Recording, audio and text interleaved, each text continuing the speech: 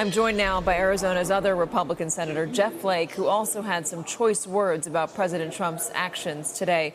Senator, thank you so much for being here.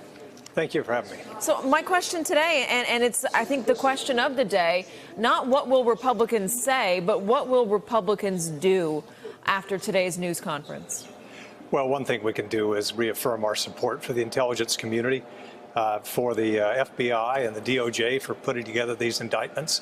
That I can tell you, none of my colleagues, and certainly I don't question it, and ensure that Russia is held to account. If you remember, it was over a year ago that we had to pass sanctions over the president's objection, 98-2. He previously said that he would veto any sanction package. So we passed it 98-2, and he couldn't veto it anymore. So I think that we've got to do something similar here, at least express our support for the intelligence community. So more sanctions? Well, obviously, we've got to hold Russia to account. I don't expect these individuals to be extradited, but we can impose additional sanctions or increase or find new individuals to sanction in Russia, certainly. What about holding up confirmation for judges, for the next Supreme Court judge? No, I don't think that that's the answer. Why not? With regard to tariffs, I had said that I was tired of doing just the president's executive calendar, particularly on circuit court judges, until we got a vote on tariffs. We did last week, which passed 88-11. It was non-binding, but I don't think we could have passed a binding vote last week. I think we will be able to do so, however, in the coming weeks.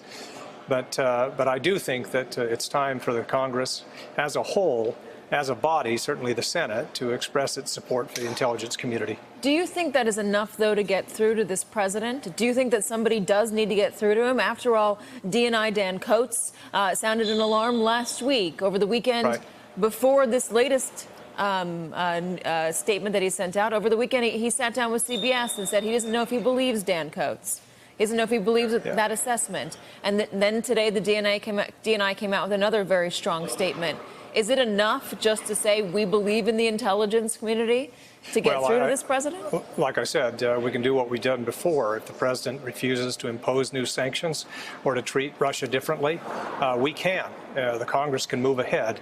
And if we pass it with a big enough margin, then the president can't veto it. I understand that, but the president, sure you've already done that, and then the message didn't seem to get to the president, because after all, he stood on a stage today with Vladimir Putin and denied the assessment of all of our intelligence agencies and agreed with Vladimir Putin, the man who our intelligence agencies said attacked our democracy and our elections. That did not seem to get through to him. So wouldn't it be more appropriate to hold up judges as you were doing with tariffs? No, I'm not going there yet. I think there are things that we can do to let the president know where we stand, and imposing additional sanctions if we need to, if that's what's appropriate in terms of response, is what we need to do. We can not just have sanctions on Russia, but pass additional legislation. I think that we do have more of an impetus now. You've heard statements out of Republicans that you haven't heard before. Some of us have been critical for a while on this subject, but today I think we've reached a whole new level, or at least I hope we have. You say you're not there yet. Is there something that could happen that would put you there? No, I don't want to go there. We can stay closer to the subject at hand, and obviously we have a lot of backlog of judges to go through. They've been held up on the floor, so it's a slow-moving train to get these approved, and we shouldn't be denying, judges on the courts that need them right now. But tariffs are okay to do that? We can. Because I'm sorry to interrupt, but here's my question. What is more important than the sanctity of our elections? What is more important than that? If you're not going to do it for this, but you do it for tariffs, I'm a little confused about the difference there. Well, I got what I wanted, the vote on tariffs, and I think that we'll have the impetus now to get a vote that actually is binding on tariffs. But we still haven't held up, to a large extent, the judges moving through, at least on the Republican side. I think that we can stick closer to the subject at hand, so that's what I'm going to try to do.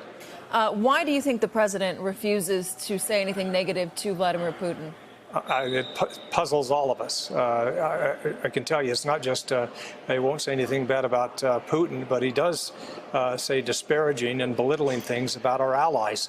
We saw that at the G7. We saw it again with the NATO summit, and then we see it, with regard to the Russians and what he's willing to do in terms of praising dictators, speaking fondly of them.